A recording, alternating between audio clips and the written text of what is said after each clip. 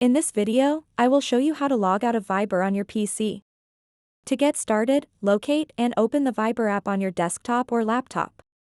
Now that Viber is open, look towards the top right corner of the window. You'll see a gear icon. This is where all your settings are located. Click on this gear icon. In the settings menu, you'll notice several options listed on the left side.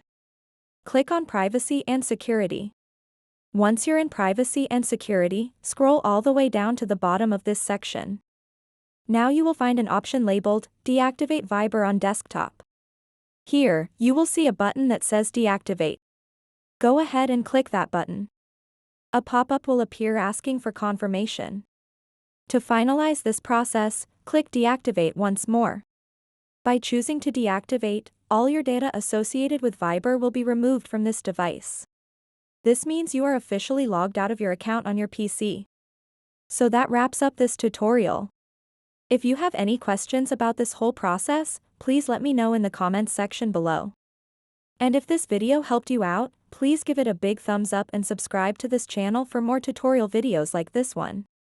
Thank you so much for watching, and have a good day.